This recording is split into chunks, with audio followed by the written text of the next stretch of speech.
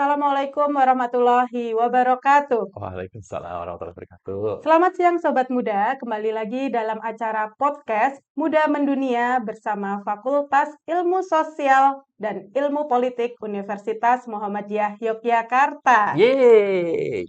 Bagaimana kabar Sobat Muda semuanya? Semoga selalu dalam keadaan sehat dan tentunya bahagia ya. Iya, betul banget, Mbak. Iya. Bersama saya Kak Mitra. Yes. Ya, saya selaku host yang Mhm. akan memandu acara ini dalam beberapa waktu ke depan, Oke. ya. Tapi sebelum itu, Sobat Muda boleh dong komen, like, dan subscribe Jangan lupa ya. channel YouTube ini ya di Betul sekali. Admisi UMY. Ya, oke. Di tengah-tengah saya ya. Di pinggir kali, Mbak. Oh iya, Sama gelas. di pinggir saya ya, Oke. di sebelah kanan saya. Sudah ada narasumber yang sangat luar biasa. Wow, oke. Dosen kebanggaan di program studi ilmu komunikasi Fakultas Ilmu Sosial dan Ilmu Politik Universitas Muhammadiyah Yogyakarta. Beliau adalah Bapak Sudiwijaya. Mas aja ya, nggak ada yang manggil saya Bapak. Baik, apa kabar Mas? Alhamdulillah baik-baik. Dengan tagline-nya UMY ya? Oh iya benar. Harusnya bro dong. Mas aja. Biar agak lokal aja ya, Pak ya. Iya, betul. Hmm. Visipol itu apa? Oke, jadi teman-teman pastinya pernah dengar dong ilmu komunikasi, ilmu pemerintahan, atau hubungan internasional. Nah, ketiga prodi ini adanya di Fakultas Ilmu Sosial dan Ilmu Politik, teman-teman. Jadi, saat ini kan kancah muda SMA ya yang menonton video kita ya. Jadi, teman-teman ya yang udah pada nyasar nih, pengen banget jadi diplomat, pengen jadi apa ya, jurnalis, movie maker, atau konten kreator iklan gitu ya. Atau teman-teman ada juga yang ingin menjadi eh, konsultan di bidang pemerintahan gitu ya, atau pengen bekerja sama dengan instansi-instansi pemerintahan, atau malah justru ingin bekerja di pemerintahan. Nah, di sini ada nih. Jadi divisi Pol ini tepatnya teman-teman belajar itu, Fakultas Ilmu Sosial dan Ilmu Politik. Ya, letaknya di pojok konservatorium. Jadi Visipol itu Ya, ada 3 program studi gitu betul ya. sekali. Ya, Ilmu pemerintahan, mm, hubungan internasional. betul Oke. sekali. Nah, prodi 3 prodi itu Ya, akreditasinya itu apa, Pak? alhamdulillah sekarang sudah unggul semuanya. Jadi, kalau teman-teman melihat akreditasi, itu kan enaknya kuliah di Indonesia itu semuanya udah di-ranking ya, Kak, ya. Iya. Jadi, teman-teman ya sama sih namanya juga untuk milih kampus kan nggak kayak milih kacang goreng ya, kalian harus survei dulu, harus banding-bandingin dulu. Nah, indikator paling gampang kuliah di Indonesia adalah akreditasi. Dan teman-teman bisa mencatatnya dulu kalau ilmu komunikasi, hubungan internasional, dan ilmu pemerintahan di Visipol UNY itu sudah unggul. Silakan di-compare sama kampus lain dulu ya. Apa namanya, seberapa penting sih Yes. sebenarnya akreditasi itu Ya. untuk sebuah institusi? Oke. Jadi sebetulnya sih kalau buat institusi ini jadi apa namanya standar pengukuran layanan ke mahasiswa. Dan kalau buat sebenarnya ini saling terkait Iya. sama teman-teman SMA nih yang mau memilih kampus. Iya. Jadi saat kita sudah terakreditasi unggul, berarti layanan yang diberikan dari mulai pengajarannya, fasilitasnya, kemudian fasilitas aktivitas mahasiswa kayak unit kegiatan mahasiswa atau aktivitas mahasiswa untuk keluar negeri, ikutan lomba, itu standarnya akreditasinya, standar kualitasnya itu unggul. Juga dengan serapan daya serap lulusannya juga kah? Oh iya betul, betul, betul, betul, betul, betul, betul. Nanti ada kata kunci dikit nih. Jadi kalau kuliah di Visipol UNY, teman-teman nggak cuma dapat sertifikat aja, Kak. Sertifikat ijazah ya, Iya. tapi juga dapat sertifikat kompetensi profesi. Nah, nanti kita akan bahas lebih Oh. lanjut lagi. Kalau kalian memilih perguruan tinggi ya, lihatlah akreditasinya ya. Betul sekali. Ya, nanti itu juga akan menjadi nilai kembali lagi ke Visipolnya ya. Betul. Keunggulan dari masing-masing program studi yang ada di Visipol itu apa sih, Mas? Oke, jadi gini Kak, menariknya kuliah itu kan nggak cuma kuliah untuk kerja ya. Ya, kerja iya teman-teman pasti. Cuma 3,5 tahun di kampus ini kan waktu yang asik, waktu yang apa ya, yang kalian sudah keluarkan untuk belajar. Nah, ini keunggulan di Visipol itu nggak cuma nanti teman-teman kerjanya apa, tapi 3,5 tahun yang akan kalian habiskan di Visipol ini tuh menyenangkan sekali. Jadi kebetulan ketiga prodi kita itu tuh punya diferensiasinya masing-masing, punya jagoannya masing-masing. Kita mulai dari HI dulu Oh ya. iya. Jadi hubungan internasional di kita itu tuh karakternya atau keunggulannya adalah international exposure. Jadi sekarang ini dari tim Prodi HI itu lagi dibikin dan udah mulai jalan juga. Kalau teman-teman nggak percaya cek Instagramnya deh, HI UMY gitu ya. Itu ada 3 program besar yang akan mendorong mahasiswa mendapatkan pengalaman internasional. Jadi yang pertama yang sudah sering teman-teman dengar itu ada student exchange. Jadi iya betul. Jadi Prodi HI itu punya kerjasama baik yang diinisiasi oleh kampus UMB atau kerjasama sendiri. Jadi teman-teman HI itu dia menginisiasi kerjasama sama beberapa kampus di luar negeri gitu ya untuk bikin exchange. Jadi teman-teman nanti bisa kuliahnya itu 1 semester di kampus-kampus terkenal di luar negeri. Dan di situ kalau teman-teman cek di Instagramnya HI, ada beberapa testimoni teman-teman yang udah pada exchange. Pengalamannya tuh nggak cuma belajar ilmu HI di luar negeri, tapi juga berteman sama, iya, teman-teman dari Thailand. Betul sekali, jadi luas sekali dan juga diskusi sama dosen-dosen dengan kultur lokalnya kampus di luar negeri. Itu yang menarik. Terus yang kedua nih, buat kan tidak semua mahasiswa suka gitu ya untuk apa di luar negeri lama-lama nih. Ada juga yang ya mungkin budget dari orang tuanya terbatas gitu ya. Ini ada program juga namanya International Academic and Cultural Exposure. Jadi kalau ini sekitar 2 minggu itu nggak 2 minggu ya. Jadi ada beberapa hari gitu ya akan stay di luar negeri. Kemudian di sana teman-teman akan merasakan untuk sit in di beberapa kampus mitra teman-teman HI, terus juga akan menikmati local culture yang ada di sana. Terus program yang ketiga, ini juga yang menarik, ada magang. Magang. Magang. Tentunya jelas, hubungan internasional makanya iya. Sebenarnya sih nggak harus keluar negeri ya, tapi di apa namanya lembaga-lembaga internasional. Jadi kalau yang selama ini udah jalan sih kebetulan di KBRI dan KJRI, ada di Nairobi, ada di New York, Jeddah, dan di sini teman-teman ada 2 opsi nih. Teman-teman bisa pure magang yang bernilai 3 SKS, itu magang selama 1 sampai 3 bulan, atau ada juga magang yang bernilai kurang lebih 6 atau 9 SKS gitu ya. Jadi ini tuh programnya magang digabungkan sama skripsi. Jadi teman-teman magang di sana, kemudian sekaligus menggali data isu apa sih yang kalian dalami selama magang. Jadi ke saat kembali dari magang tuh kalian udah punya data, tinggal diolah terus pendadaran. Dan menurut saya sih ini menarik ya karena mahasiswa satu aktivitas untuk 2 output kan menarik sekali. Itu tadi HI. Sekarang kita beralih ke ilmu pemerintahan. Jadi kalau ilmu pemerintahan di UMY itu karakternya e-government. Jadi di sini teman-teman mendiskusikan, terus kemudian ngulik gitu ya, bagaimana sih mengelola pemerintahan secara digital. Jadi di sini eh, Lab IP itu punya beberapa tools dan juga software yang digunakan untuk mengelola pemerintahan desa. Jadi kemarin sih saya sempat ngobrol tuh ya sama teman-teman di lab tuh kan saya ada Envivo. Ini membantu visualisasi data media sosial. Ya kayak sekarang kita tahu media sosial itu kan jadi indikator orang-orang bercerita ya. Baik untuk eh, promosi pariwisata atau saat musim politik gitu ya. Itu tuh isu-isu yang mensupport, yang mendukung stabilitas pemerintah itu ada di situ semua. Jadi untuk pertimbangan kebijakan bisa dipantau lewat media sosial. Dan yang kedua itu ada ARCIS. Jadi ARCIS ini tuh software untuk pemetaan tata ruang pemerintahan. Nah, kemudian menariknya di ilmu pemerintahan, sistem pembelajarannya itu berbasis project.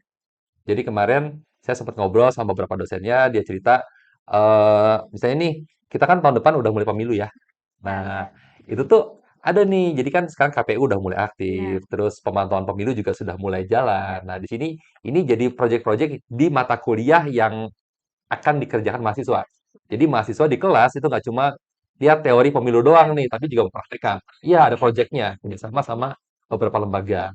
Gitu. Terus juga yang tanggap bencana juga sama. Soalnya kan pemerintahan secara geografis terletak di wilayah-wilayah yang mungkin berpotensi untuk bencana, rawan gempa, longsor.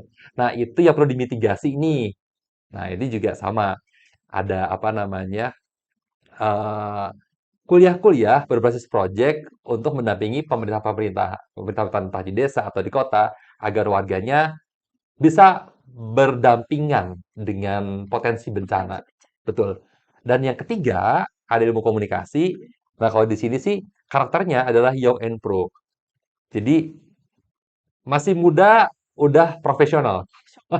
Gitu. Jadi kalau di ilmu komunikasi UMJ, kita berpegangan pada sertifikasi kompetensi kita. Jadi kebetulan kan ada 3 konsentrasi di komunikasi ya.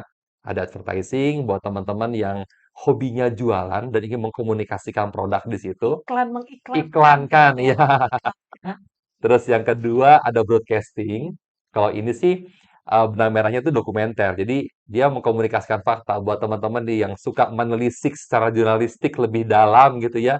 Bisa di sini di broadcasting. Dan yang ketiga itu ada PR atau kehumasan. Di sini buat teman-teman yang suka isu corporate atau fokusnya sebetulnya lebih ke PR politik kalau di sini. Nah, ketiga konsentrasi itu tuh saat nanti teman-teman lulus output dari semua kurikulum di komunikasi itu kalau yang advertising akan diteskan di profesi strategic planner. Terus kemudian kalau yang PR itu public affair analysis. Terus kalau yang broadcasting itu akan dites di produser TV. Oke, dan untuk menunjang itu kan outputnya nih ya, untuk Iya. menunjang itu tuh di tengah-tengah eh, mata kuliahnya kita sama juga seperti IP berbasis project. Jadi kalau di komunikasi tuh senangnya dosen-dosen pada bikin tugas yang outputnya kompetisi. Jadi Langsung ya. iya, jadi kayak di mata kuliah teman-teman di advertising gitu ya, di konsentrasi saya ada strategi taktik iklan. Nanti outputnya bikin iklan cetak yang dilombakan di Communication Award misalnya. Atau di kelasnya Mas Budi Arifianto itu produksi film dokumenter. Nanti outputnya itu dimasukin ke festival film dokumenter juga. Terus yang di PR juga sama, kalau PR sih nanti outputnya diikutin di Ajisaka UGM, misalnya itu ada kompetisi-kompetisi. Karena kebetulan Yogyakarta itu untuk anak komunikasi seru banget, Kak. Karena di sini ada 4 kompetisi tingkat mahasiswa yang rutin diadakan di Jogja. Di Jogja Dan kita sendiri. nggak harus keluar kota untuk ikutan. Di Karena UG, berada di satu lingkungan mm kita. UNIST punya Communication Award, terus di UGM juga ada Ajisaka, di UIN ada Aduin, terus terkadang di Bohlam itu, Bohlam di Atmaja ada Bohlam juga. Jadi teman-teman komunikasi yang berada di Jogja, satu keberuntungan buat teman-teman, ya tadi, karena untuk berkompetisi itu kalian nggak harus keluar kota, di sini ada. Terus satu lagi kalau di komunikasi itu, eh, output, jadi kalau untuk skripsinya, skripsi kan kalau misalnya teman-teman, apa namanya, bayangkan itu adalah laporan yang tebal gitu ya. Nah, kalau di komunikasi ada beberapa model skripsi. Jadi buat teman-teman yang senang bikin karya, ada namanya skripsi karya. Jadi kalau anak broadcast, saya bikin film dokumenter, kemudian film dokumenter itu dijadikan syarat kelulusan. Kalau teman-teman advertising bisa bikin print ad atau iklan radio, web series, yang bisa dijadikan apa namanya output kelulusan juga. Dan teman-teman PR bisa bikin event PR. Terus menariknya gini juga Kak, mahasiswa itu juga ada yang sukanya itu ngulik penelitian. Nah, itu kita arahkan juga nih. Jadi mahasiswa-mahasiswa yang suka ngulik research gitu, mereka bisa ikut skripsi jurnal. Jadi skripsi ini tuh cukup bikin eh, paper yang akan di-submit di konferensi internasional atau di jurnal gitu ya. Nanti mereka akan lulus pas mereka presentasi di jurnal atau di presentasi di konferensi internasional itu adalah hari kelulusan mereka. Jadi kemarin itu kita sudah bisa mengirim 6 mahasiswa di konferensi internasional HCI untuk Indeks Scopus. Terus juga di beberapa konferensi internasional yang diadakan di Jogja gitu ya, kayak di Selection atau Yogyakarta Communication Conference, itu juga ada beberapa mahasiswa yang udah lulus di konferensi itu. Oke. Nah, itu Hmm, tadi keunggulan-keunggulan dari masing-masing program iya studi. betul. Ya. Di masing-masing program studi ini apakah Hmm, ada kelas internasionalnya ada nih? Ada. dong. Iya, jadi menariknya kelas internasional itu yang punyanya ilmu pemerintahan, ada IGOV, itu adalah kelas internasional ilmu pemerintahan pertama dan satu-satunya di Indonesia. Oh ya? Iya betul. Iya, cuma ada di WIB. Jadi kalau teman-teman yang suka sama isu pemerintahan, dan nggak cuma pemerintahan di Indonesia doang ya, tapi di konteksnya internasional, ya, bisa kuliah di IGOV WIB. Selain e-gov nih. Ya, Nah, selain IGOV itu ada IPIREL, punyanya HI. oh punyanya HI. Iya, HI ada IPIREL, dan di, apa namanya, komunikasi ada IPIKOS, International Program of Communication Studies. Oke. Nah, Ya, untuk perbedaannya sendiri nih, hmm, apakah ada perbedaan dari kelas reguler hmm. dan kelas internasional? Oh, tentu saja, ada, bayarnya beda. Bayarnya beda. Karena- tapi di luar itu teman-teman, di luar bayarnya beda, banyak yang bilang mitosnya adalah kelas internasional berbahasa Inggris, kelas reguler berbahasa Indonesia, materinya sama. Itu mitosnya. Mitosnya. Tapi kenyataannya, kelas internasional itu nggak cuma itu, teman-teman. Di kelas internasional, teman-teman akan diberikan pengalaman yang lebih internasional. Jadi ini standar di semuanya gitu ya. Di kelas internasional itu tuh ada beberapa mata kuliah yang dosennya itu bermitra dengan kampus luar negeri. Jadi saya 16 pertemuan, nanti 4 pertemuan sama dosen dari UIB, 4 pertemuan lagi mitra dari kampus A dari luar, 4 pertemuan lagi mitra dari kampus B. Jadi nge-mix gitu ya. Terus habis itu kelas internasional ini di saat liburan itu biasanya ada summer course yang bisa diambil di kampus mitra atau justru di tiga kelas internasional di tiga program internasional ini itu bikin summer course yang mengundang teman-teman dari luar untuk kuliah di sini. Terus kayak di Visipol sendiri ada beberapa mahasiswa asing yang kuliah di sini. Jadi kan tadi ya, secara materi bisa saja sama, tapi pengalaman internasional cuma ada di sini. Bayangkan teman-teman duduk sekelas yang teman sebelahnya dari Brunei, atau kalau di komunikasi ada juga yang dari eh apa namanya? Ah, lupa Eh, aku. Bukan, negara di Afghanistan. di timurnya Papua. Papua. eh Fiji, Oh, dari Fiji. dari Dari Fiji. Fiji juga ada. Dan di IP di Peral dan juga di IGOV juga sama. Jadi sekelas kalian berdiskusi dengan teman-teman yang berasal dari luar negeri. Misal nih, kalau ada kelas internasional, Hmm, bagaimana kalau semisalnya mahasiswanya itu belum lancar berbahasa Inggris nih? Gimana itu, Mas? oke. Ya, jadi untuk bahasa Inggris memang jadi syarat utama ya di kelas internasional. Tapi saat teman-teman ingin mendapatkan pengalaman internasional tapi bahasa Inggrisnya belum Lancar. fasih atau belum lancar, itu teman-teman bisa berlatih di LTC. Kita kan punya Language Training Center kan, yang bisa apa namanya, bisa diakses teman-teman. Dan di sini sih, karena LTC kan lokasinya bagian dari kampus juga atau ada di perpustakaan, jadi teman-teman bisa ikut program yang ada di sana untuk meningkatkan kemampuan berbahasa Inggrisnya. Dan juga jangan malu sih untuk ngomong bahasa Inggris walaupun hanya satu ayat nggak ya, walaupun hanya satu kata ya. Berlatih untuk berani gitu ya, karena tadi apa namanya untuk berlatih bahasa Inggris itu tuh kadang-kadang kan kita butuh lingkungan ya. Saat lingkungannya berbahasa Indonesia semua di kelas reguler kan susah. Iya, Tapi saat teman-teman di kelas kelas internasional yang di kelasnya itu ada teman-teman mahasiswa asing juga, mau tidak jadi iya, bisa gitu karena ya. salah satunya jembatan bahasanya adalah bahasa Bahasa. Inggris. Betul. Ya, betul sekali Hmm, itu. Kalau semisalnya kita sering berlatih gitu, betul. lebih cepat ya kita bisanya untuk Ya, apa, menguasai bahasanya itu betul sendiri. sekali. Oke. Semisal, Hmm, itu tadi kan kalau kita nggak bisa bahasa Inggris. Nah, hmm, keunggulan apa sih hmm. kalau kita ngambil kelas internasional tuh keunggulannya apa dibandingkan dengan kita mengambil kelas reguler gitu? Oke, jadi gini, saat nanti teman-teman itu sedang berproses kuliah di sini, ya tadi. serunya itu tuh adalah pengalaman internasional yang teman-teman dapatkan.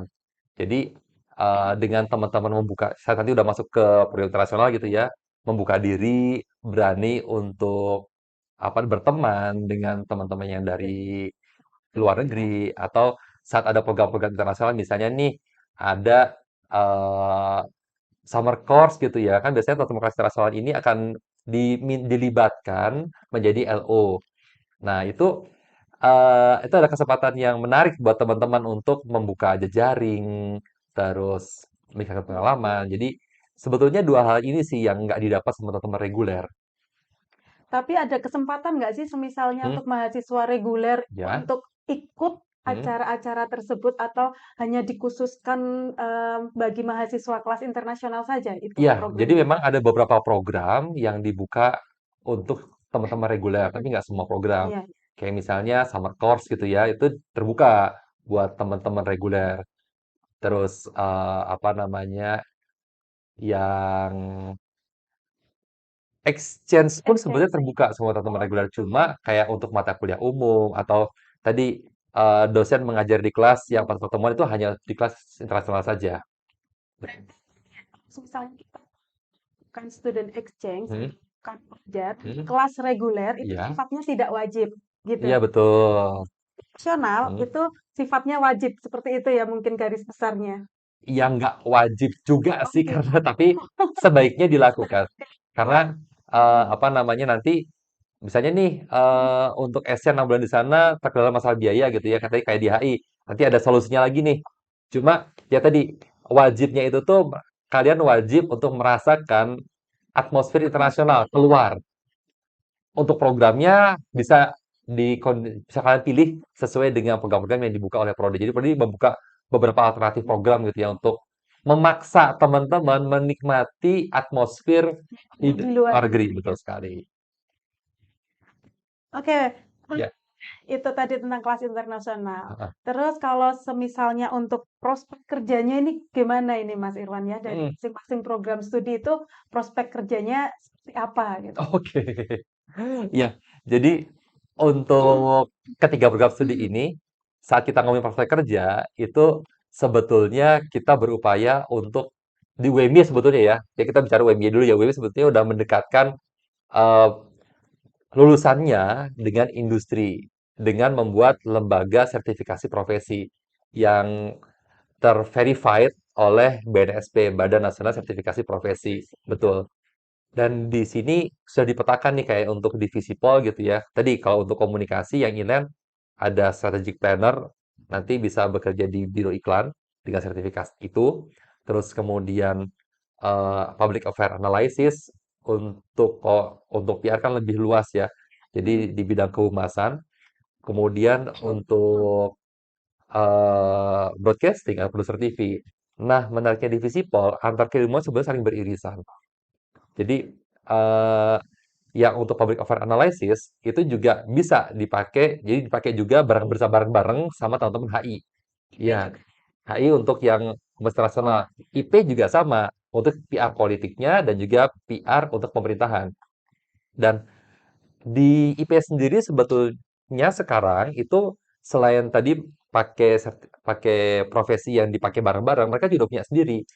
Jadi di IP itu ada apa ya kemarin ya? Eh, Mana saya lupa.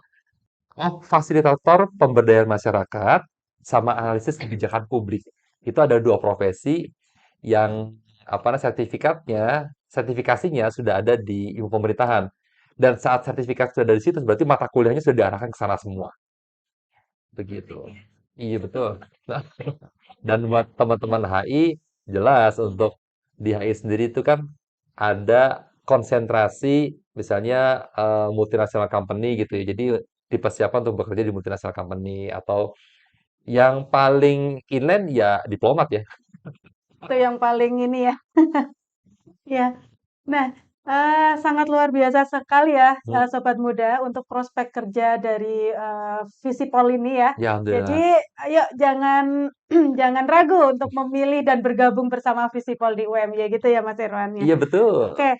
Nah, gini Mas Hmm. Irwan, kalau mereka menjadi mahasiswa ya Ya. yang ada di UMY nih, Hmm. itu tuh serunya apa sih gitu? Serunya menjadi mahasiswa ketika kuliah di Visipol UMY itu Oke. apa? Jadi gini, ada hal menariknya di Visipol UMI itu tuh ada kompetisi-kompetisi mahasiswa itu yang berbasis pembelajaran gitu ya. Kalau di komunikasi, lomba iklan atau lomba foto, lomba film, lomba PR itu banyak banget nih. Dan tadi yang kayak tadi udah saya bilang, kalau di komunikasi, kompetisi-kompetisinya tuh ada banyak banget nih di kampus-kampus yang ada di Jogja. Terus kalau di IP sama HI ini mainannya beda nih. Mainan di HP sama IP sama HI ini tuh lebih ke PKM, Program Kreativitas Mahasiswa. Ya, jadi mereka melakukan pendampingan ke desa-desa atau buat teman-teman HI memikirkan apa namanya problem di masyarakat yang mereka dampingi, kemudian membuat solusinya. Terus juga eh, apa namanya untuk di HI tadi ada lomba-lomba spesial HI lagi nih Mbak, kayak apa namanya apa sih yang kayak lomba sidang-sidang PBB gitulah, simulasi sidang, iya betul. Ya, itu sih yang menarik. Jadi lomba ini biasanya apa namanya, terintegrasi dengan mata kuliah, jadi didampingi dosen. Jadi teman-teman itu kalau di Visipol ikutan lomba tuh nggak perlu yang menyisihkan waktu, harus belajar sendiri, lomba sendiri nggak, tapi biasanya terintegrasi barengan. Ya, Oke, nah itu ya kalau menjadi mahasiswa di UMY tidak hanya mendapatkan ilmu pelajaran saja ya, hmm, tetapi kita juga langsung iya mempraktekkannya betul sekali. ya. Oke, Oke, nah ini untuk keunggulan Visipol sendiri nih, hmm, apa keunggulan Visipol UMY hmm, dibandingkan dengan Visipol dari universitas lain? oke. Jadi keunggulan Visipol UEB dibanding yang lain adalah lulusnya itu nggak cuma dapat ijazah, Iya, tapi di sini dapat sertifikat profesi. Dan untuk dapat sertifikat profesi itu kan berarti semua mata kuliahnya sudah diarahkan ke sana semua. Jadi di sini yang perlu teman-teman apa ya jadikan eh, yang kalau teman garis bawahi gitu ya. Kalau ijazah kan adalah surat yang menginformasikan kita sudah belajar apa. iya, Tapi kalau sertifikasi profesi itu adalah surat yang menginformasikan kita bisa melakukan apa. Makanya profesi-profesinya udah sangat spesifik.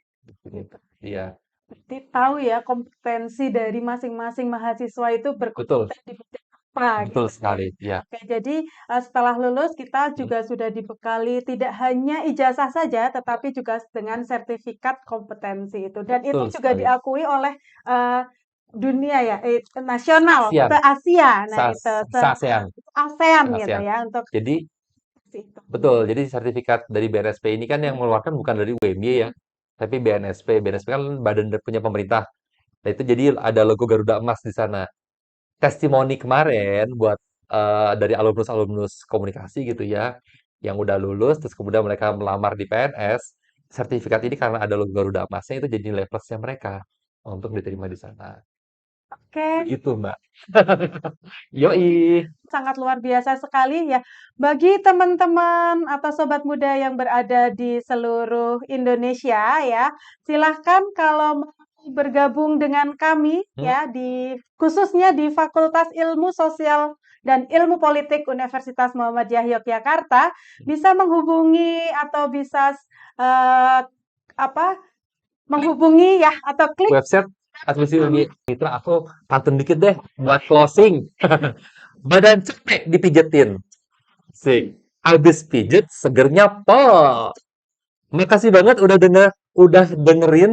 Yuk atuh main ke Visipol. Baik, terima kasih Mas Irwan Ya, untuk diskusi yang sangat luar biasa ini ya. sami-sami. Jangan lupa like, komen, dan subscribe channel YouTube Admisi UMY. Baik, banyak salah dan kekurangan dari kru yang bertugas Hmm, pada siang hari mau ini. dimaafkan ya. Kami dari kru yang bertugas juga mohon undur diri ya. Saksikan podcast-podcast kami yang selanjutnya dengan tema yang lebih menarik lagi.